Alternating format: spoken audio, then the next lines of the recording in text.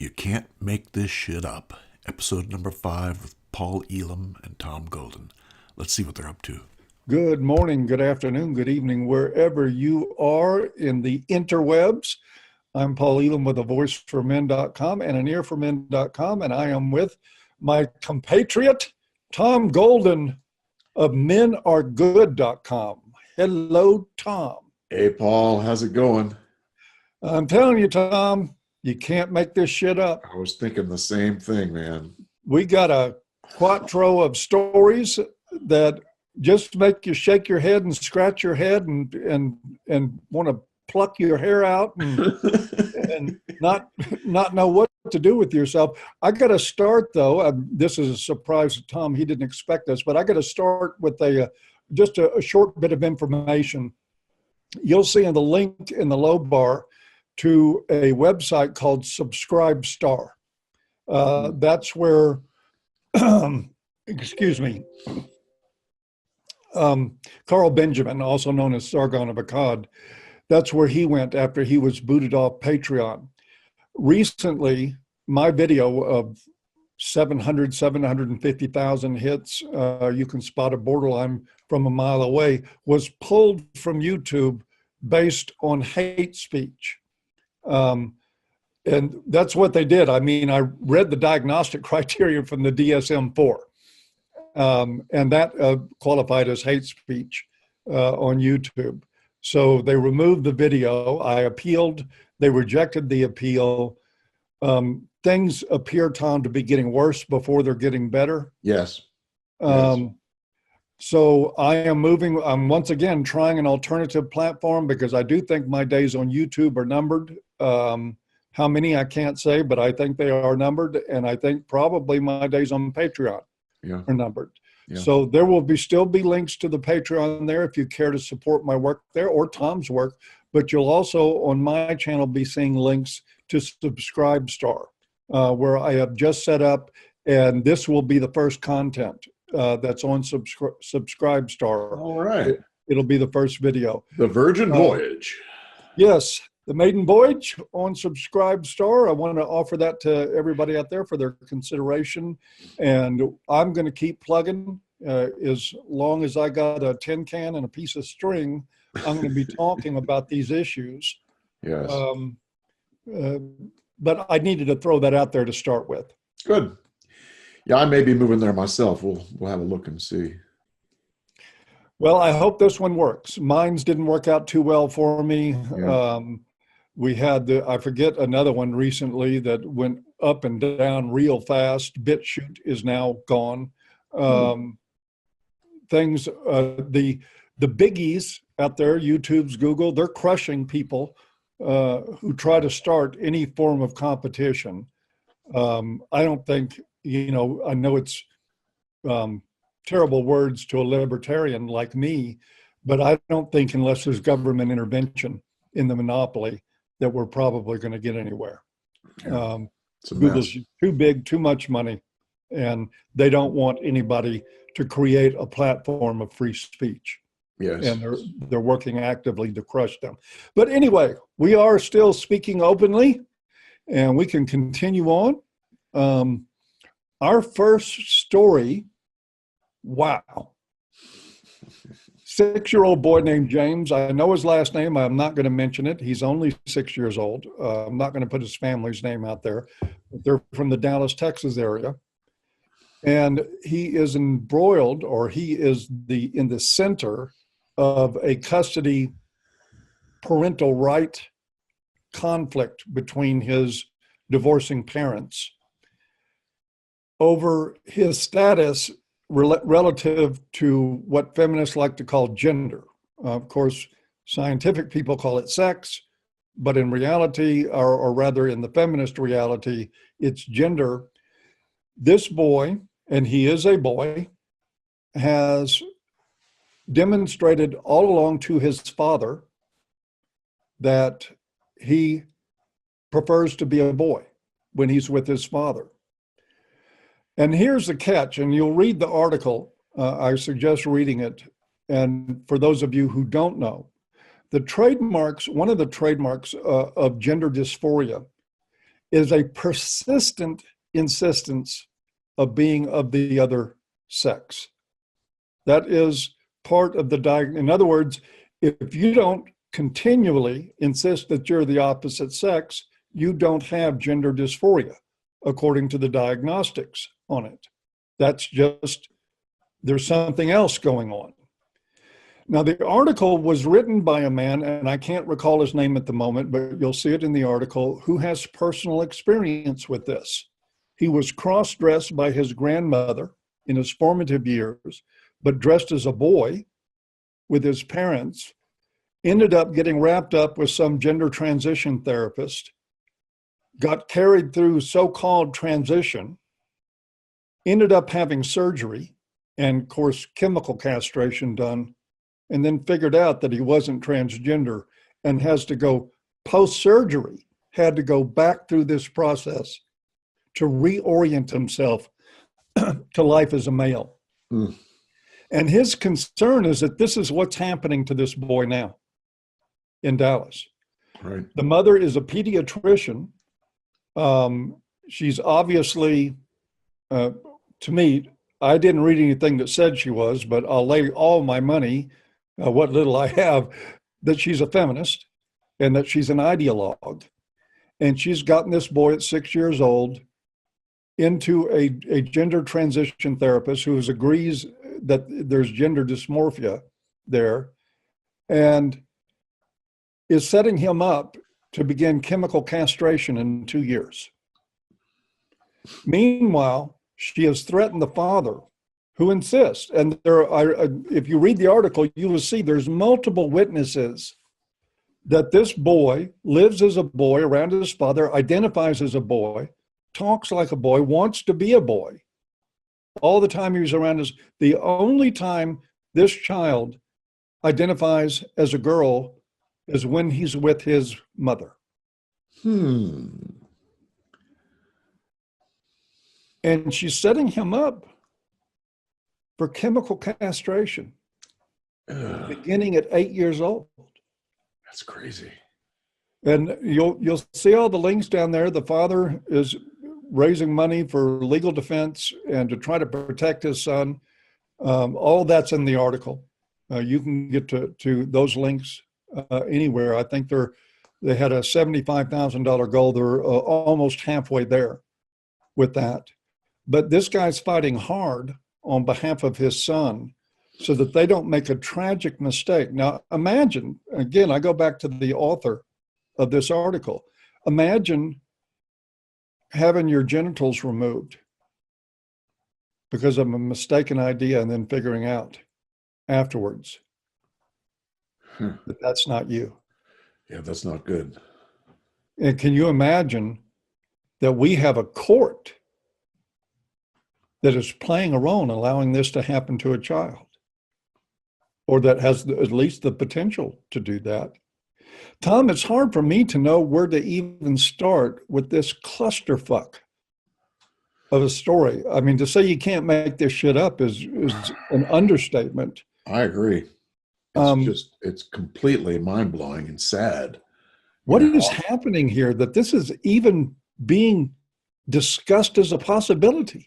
Yeah, I agree. I mean, it's a brainwashing that has been going on for many years, I think. And now that to the point where they're telling parents that, their children may not be the same sex they were born with. I mean, it's just, if you look at the statistics about how often this happens, it's pretty sobering because, many of the estimates say it's 0.002 or 0.005, which means, 1 out of every 50,000 or 100,000 people have this happen. It's very, very unique, very different. And then there's some estimates which are more pro the dysphoria diagnosis that say it's up to 1 in 200. But any way you look at it, even 1 in 200, this is a very unusual, unique situation that really needs to be examined carefully, and to have a father protest like this and not be heard, that's unbelievable. That's unbelievable. Correct me if I'm wrong, Tom. Okay, you're wrong. There is a ton of stuff that we cannot diagnose about children. Oh, God. Of course. Of course. Yeah. You know, in fact, it's very typical for young children to cross-dress. They Yeah. love it. They have a good time with it. This is not something that's unusual. Most kids do that. And you got to be real sure before you start making chemical castrations. I mean, you got to be real sure. And I don't think they're anywhere near that. And what you're saying is the power of the courts and the power of the medical community and the power of this one female parent is trumping reality. You know? It's crazy. You cannot make this shit up. God, if I was that father, I don't know what I'd do. I would be losing my mind. Yeah. I know that. I would wonder what episode of The Twilight Zone did I walk into, because I read the court documents and they're trying to make it so he can't cut his son's hair. Oh, God. That he can't speak to anybody at the school about his son really being a boy because he's being sent to school in dresses. You know, one of the things that I was thinking about this the other night on an unrelated topic, but this really applies here too. I was thinking about all the craziness in the world. Why we ended up with a discussion called "You Can't Make This Shit Up," in which we never run out of material. Yeah. We've got right now, we want people with open borders and a welfare state at the same time, as though that's going to fucking work. I know stuff. We're 2 and 2. You got to wonder, what are they thinking? What on God's green earth are they thinking? And what are they thinking with this kid? And all I can come to think of, that the idea from the left is the destruction of the Western world. Yes. And they'll do it through children. They'll do it through marriages. They'll do it through families. They'll do it through our borders. And if you know, and so I'm suggesting to people, if you ever wonder why on earth would this, you know, this crazy move like this, that is one unifying theory. Yes. And it was an open goal for them in the 60s and 70s to destroy the American family. I mean, that was an open goal. They thought that that women could not be equal to men until they destroyed the American family. And they're damn well succeeding, you know? And they're still doing it. Yes. And this is just another part of that. It's another branch of destroying the family. I think you're right.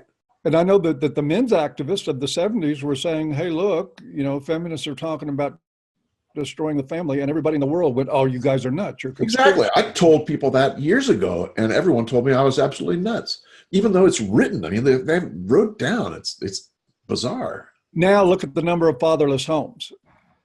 And look at the pathology that flows from fatherless homes. The prisons that are being filled. And of course, now when you tell people, and it's really interesting to see people like Michelle Malkin and others out there really bashing feminists. I just watched a video of hers the other day where she destroyed the 2% false accusation. Good. I think she ripped it to shreds. Good for her. We were saying this stuff 10 years ago. I know. And now they're finally catching on, and sometimes I think it's too fucking late. I was thinking the same thing. It's just too late. It's too much has passed over. But you know, Paul, I did a little bit of research on this pediatrician, the mother, because I was curious what her attitude was towards boys. And so I went to her website, and she has lots of blog posts about helping parents make decisions and this and that. And one of the ones that she listed was about circumcision. There we go. What she said was, there's just as much pro as there is con, so you just need to just decide on your own. Translation, there's just as much pro as there is con, so you might as well cut it. Yeah, exactly. And you don't have to feel guilty about it. You know, it's like she's giving them permission. And this is a pediatrician. This is someone who's an MD who should know better, you know? So that told me something. That said, you know, this woman is really not boy-friendly. Well, if she's a pediatrician, she's likely is not performing circumcisions. Yeah. Yeah. So crazy. It's same amount for as against, I might as well get paid. Yep, exactly.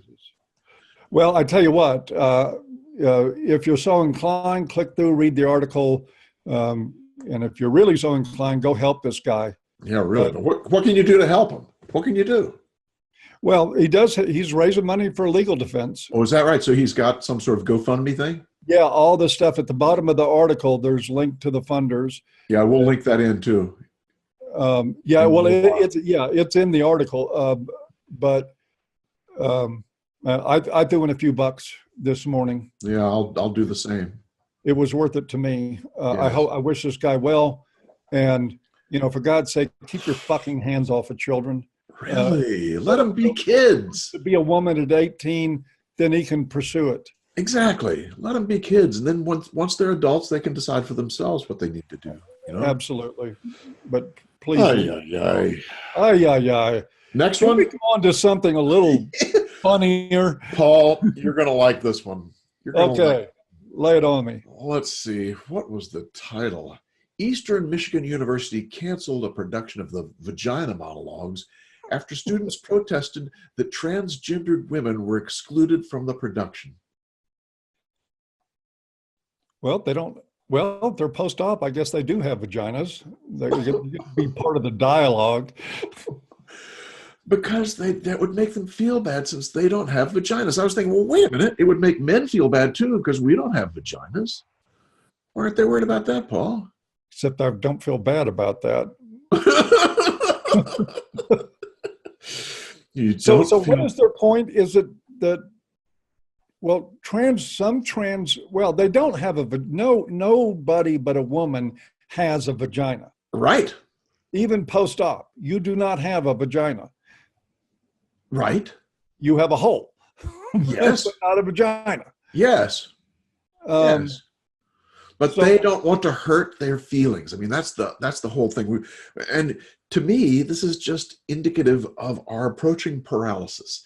If you keep not wanting to hurt everyone's feelings, pretty soon you're not going to be able to do or say anything.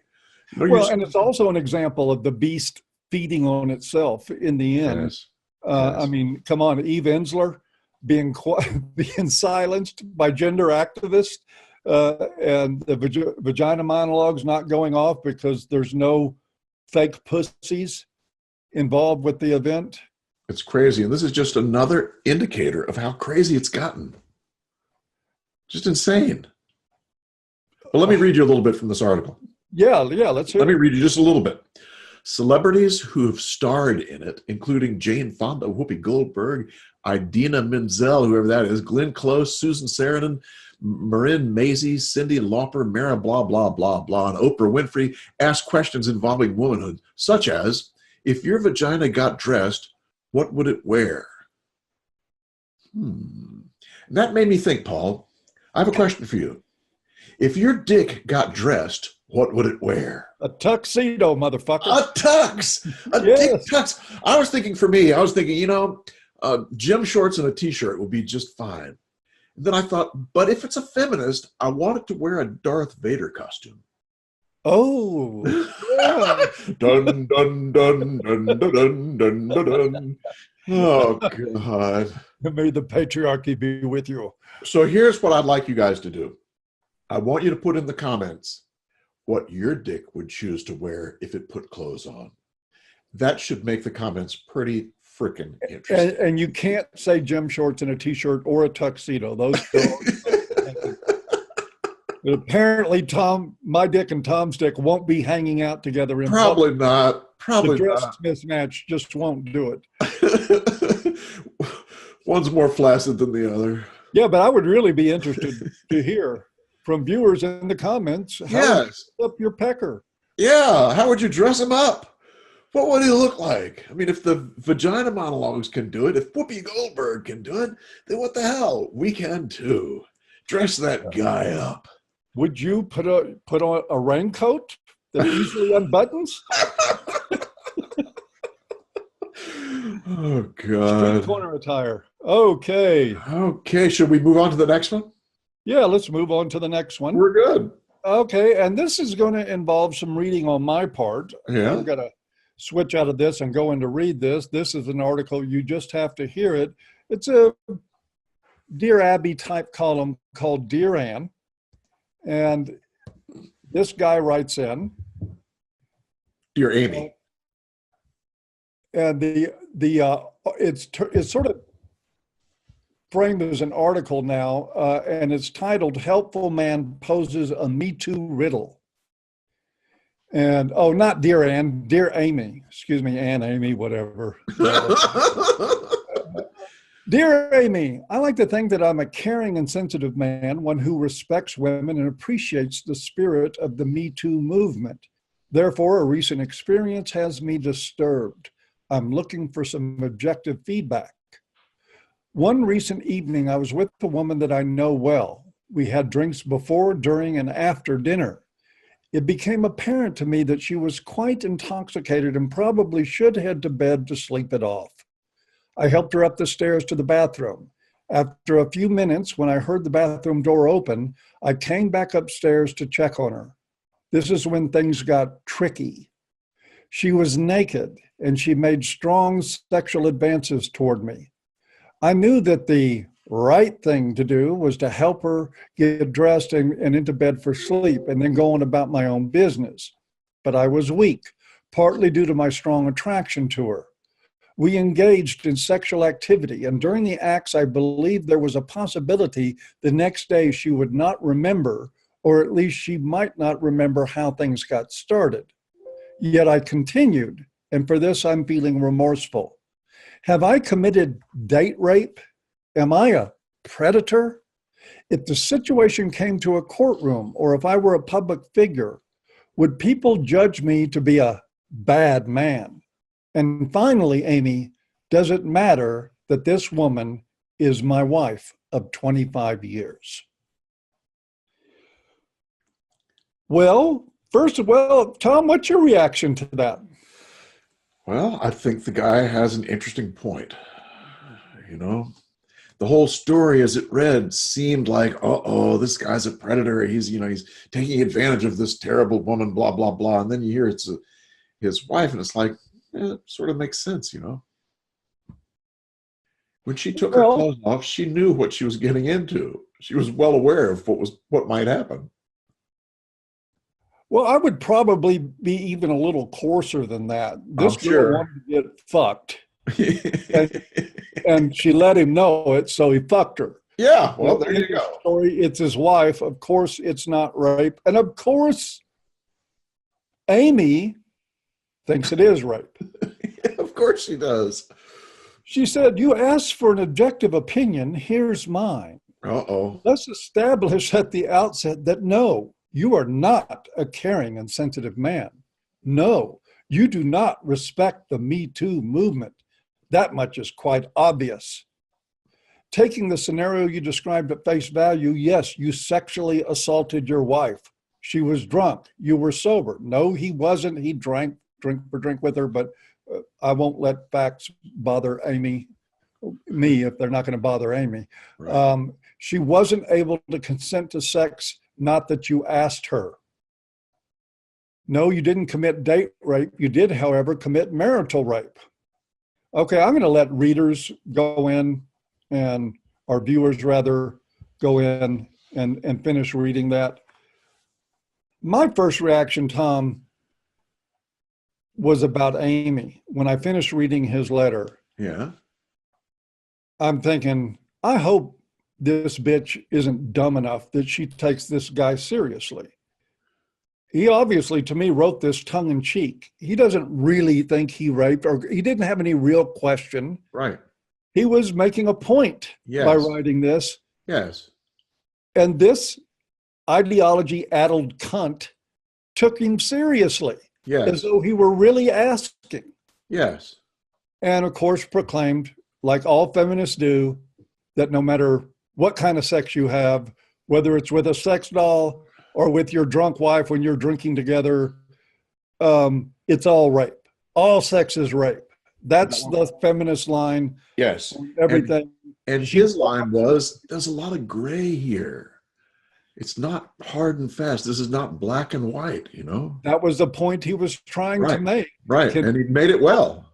Who have been married for 25 fucking years have sex without a verbal contract? Not according to feminists. Somehow or another, the human species, which made it without verbal contracts for sex for 3 million years, and develop institutions like marriage apparently still need feminist help right in the middle of their sexual interactions.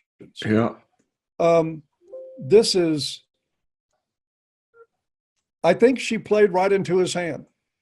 I think he wanted to make the point, see, I mean, this is not rape. It can't be rape. It's impossible that it's rape. And I'm going to invite you, if you think that what he did was rape, I mean, as far as I'm concerned, the only stupid thing this guy did was get married to begin with. But as long as he's married. I don't know. She sounds like a good wife. Takes her clothes off and says, let's go. Yeah, she's been 25 years and hadn't taken all of his shit yet. So, maybe she got him a unicorn. There you go. I'm not going to judge him on that merit, but just don't marry Amy. No kidding. Can you imagine what it would take to fuck Amy? Oh my God. What's that expression? I wouldn't fuck her with your dick. a sort of a dilemma. I've got a question about this, Tom. Jimmy Buffett back in the 70s oh God. came out with a song called Why Don't We Get Drunk and Screw? Right. Now, I'm assuming that he's asking, right? He's seeking consent. Right. Can we get drunk and screw? Yeah. Now, if she gets drunk with him, then does that revoke her consent? Of course. Before they screw? Of course. If they're both drunk, it revokes consent, and then he's the bad guy no matter what. Oh, yeah. Well, we don't care if he's drunk. Yeah, He has agency no matter what condition he's in. If he's in a fucking, I mean, what was that story Walter Romans wrote for us on ABFM about the guy that was in a hospital in a coma? The nurse mounted him, got him off and got pregnant. He came out of the coma. She sued him for child support and got it. Oh, God. Men have agency no matter what their state of being in. God. They have responsibility no matter what happens. It's all on them. Nothing is ever on women. They are not responsible for anything they do. Exactly. Turn the tables. The wife writes to Amy, I had this experience with my husband where we both had a wonderful dinner and drinks and everything was wonderful. I went upstairs in the bathroom, took all of my clothes off, and he rejected me. You know, what's Amy going to say? Oh, you poor thing. That terrible man. How can he do that to you? You know, or no matter what way you go, the men are fucked. I was trying to put my husband to bed and he wanted sex, so I had sex with him. And she'd say, yeah, no problem. Yeah, right. Exactly. You sure he didn't rape you? And what it says is no matter which way you turn, men are screwed. You know? Men are screwed. Men have agency. Women don't have agency, no matter what the circumstances. Yep. Yep. And this is one of the many reasons, you know, people question me. And I've had some more of my traditional contemporaries get upset with me because I keep stressing to young men, don't get married. Yeah. Yeah. Look, I didn't make the world as fucked up as it is. I didn't make marriage dangerous. I didn't make women dangerous. I didn't weaponize women. Right. Feminists weaponized them and men let it happen. Yep. Exactly. And stood by. And now people want to lose their shit when you say don't get married. Sorry about that. Yeah, don't get married, guys. They got to be real careful. You don't want your wife writing to Amy and have Amy help her figure out how you raped her. And frankly, that's what happens a lot of times with advice, not just with columns like this, but in therapy. Therapists do this. They're terrible about it. Man. They will take the woman's side almost every freaking time. And marriage and family therapists are the worst. They are the absolute worst. I mean, you think that social workers are bad? Yes, they are. Marriage and family therapists are really the fucking worst. And I guarantee you, 9 out of 10 of those, or 99 out of 100, their job, the moment a couple walks into the office, they're on a mission to find where he is abusing her. Yes. Yes. That's what they want to hear. That's what they're going for. And they're not sitting back saying, tell me about the marriage, and just listening objectively and taking it in and figuring out what to do methodically from there. They're looking for the abuse that he is certainly perpetrating on her. And then they're going to use that to make an alliance with the woman. Paul, do you want to make the therapy easy or do you want to make it difficult? You make it easy. He's the bad guy. She's the good guy. Hey, you don't have to work for your money when you do it that way. You don't have to work at all. It's the whole thing is fueled by gynocentrism, which pushes women to be find their needs and get their needs met, and pushes men to meet those needs. And that same template goes into therapy, and therapists fall for it every time. What marriage and family therapists ought to do when a couple comes into their office is that the therapist ought to look at the man and say, we can do this hard or we can do it easy. They should say, tell you what, write me a check for $10,000, and at the end of this hour, I'll call you a worthless pig, and we'll end it right there, or we can drag that out over a period of a year with the same end. But I can save you gas money. Come in here every fucking week. That's right. Until we come to the conclusion that you're a pig that's abusing your wife, and you're responsible for everything that's wrong in your marriage. God, ain't it the truth? It's sad. It is sad. It's crazy. So, and guess what, guys? If you don't get married, you don't need marriage therapy. So you killed two piece of shit birds with one stone. And on that note, should we go to the next one? I think we should. Because we have a special guest coming up. So let's see where we go. Let's do it. Good. Well, as we've said before, we encourage people to write us in and let us know if you find an article that you can't make shit up. And this has happened for this one. Our guest today, Marin Mazzie, and is that the way you pronounce it? Marin Mazzie. Thank you. Thank you. I'll let you say it from now on. But he sent us in an article that we certainly couldn't turn down. It is just unbelievable. And we'll have a look at that. But before we do, I want you to know that this man has a blog, and it is excellent. I mean, the writing Link below. Yes, we'll link it below. And the writing is just superb. So if you're interested in men's issues, have a look at his blog. At any rate, Marin, tell us about the article. Well, I stumbled upon this while browsing the usual corners of the internet. And it's entitled, "Sex Dolls Show Us What Men Want from Real Women. We Should Pay Attention." Oh, yeah. In the article, their author claims that what men who fuck sex dolls do is raping whatever woman has turned them down in the past, amongst other things. Because, of course, that is what would happen. Now, the first thing that struck me when I read this article was, what in the hell would you call a dildo? And what did you conclude? I concluded that if wanting to fuck something that looks like a full-on woman is objectification of women, then wanting to fuck a severed cock is probably even more objectification of men. Yeah, there you go. I don't think we even want to go into that discussion. Yeah, the severed cock part is sort of difficult, but it's a good point. It's a really good point. I mean, if they're going to, if turnabout's fair play, turn it back on them. Interesting. But it's by the same logic, I would say. Yes. Yes. The whole thing is absurd to me, though. It's just assertion by assertion by assertion, and that is all there is.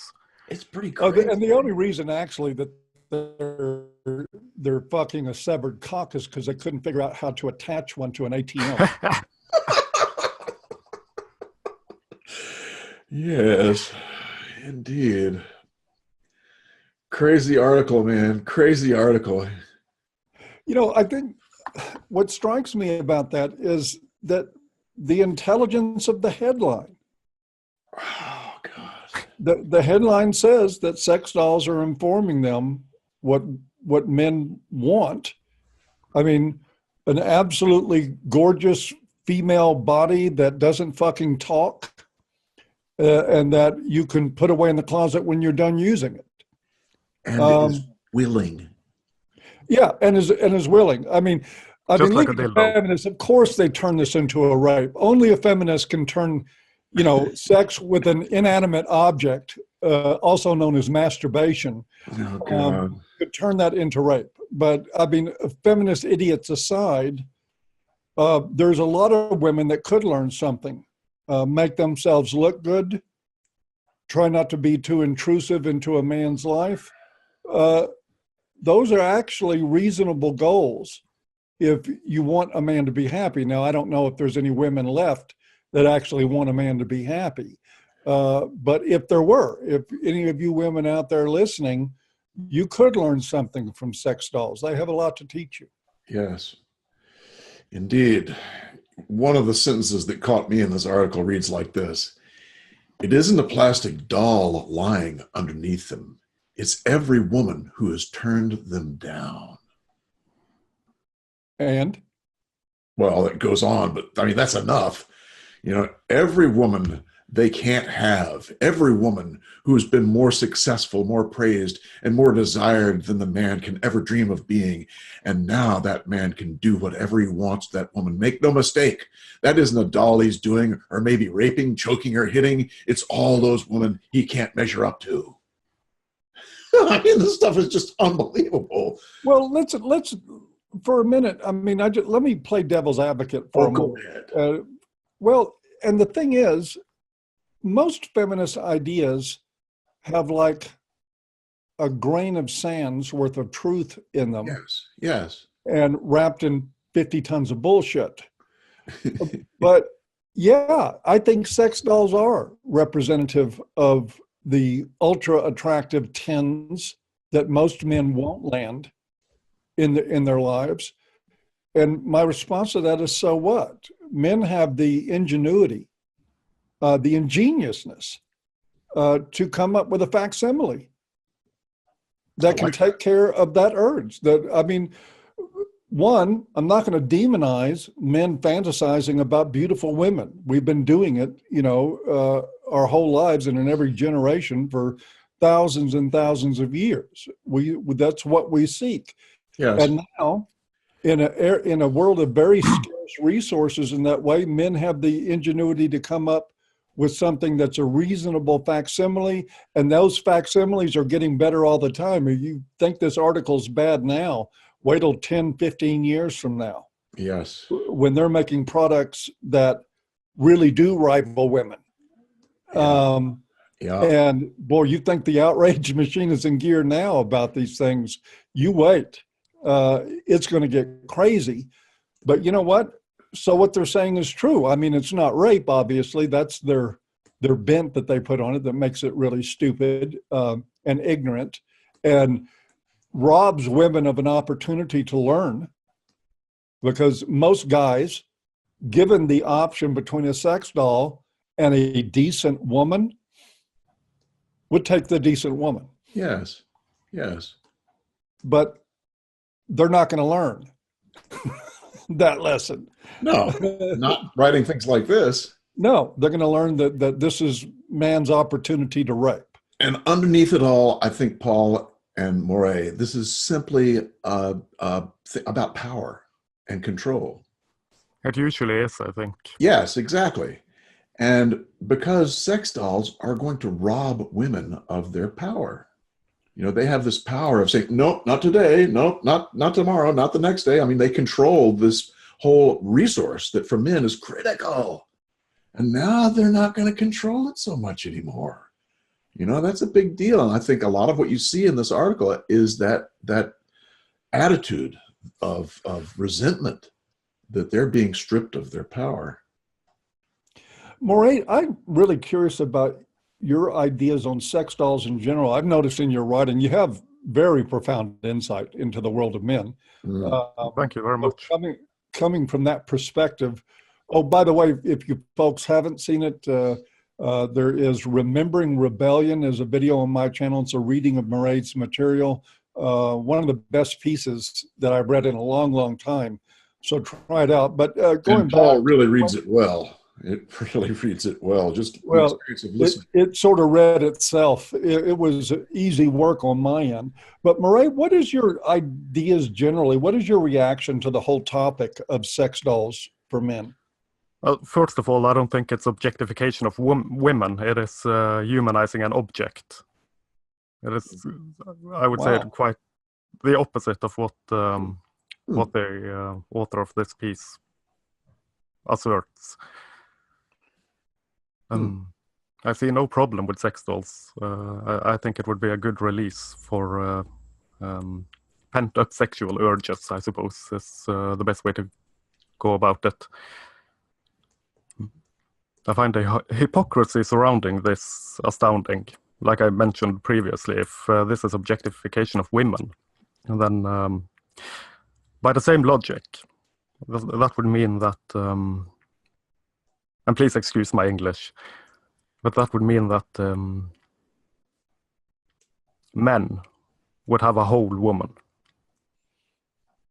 And going back to the severed cock thing I talked about previously, women will only want a cock. So which is worse, right? Wow. Indeed.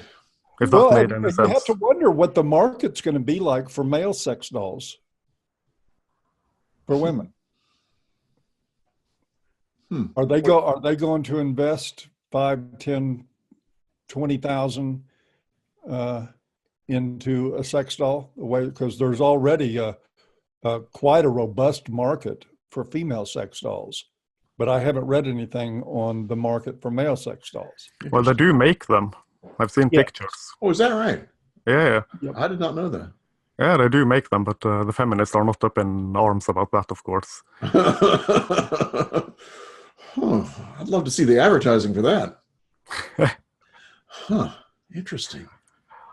So are they selling, and do women buy these? Or do men buy them? I suppose it's mainly gay men buying them. I was wondering. I would assume. I have no idea, but I would assume. Lot to learn, eh? I would want to see a female customer just to watch a woman shell out that much money for some dick. Given the fact that, all you got to do is waft your dress and tell people you have a vagina to get dick in the real world. I mean, the motivations are simply different. Men act out of scarcity on these things. Yes. There is no scarcity for women. They simply have to be female and advertise. Smell too bad. And most guys will have a clothespin. They'll get past the smell. There you go. Oh, but I'd like to see that happen. I think it'd be hysterical. It would be. We'll have to look into that one. Good. Any other things about this, Moray or Paul?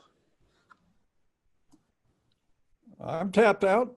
I'm tapped out too. I'm just waiting for the mini serbos they're going to create to make these things walk and talk and do dishes.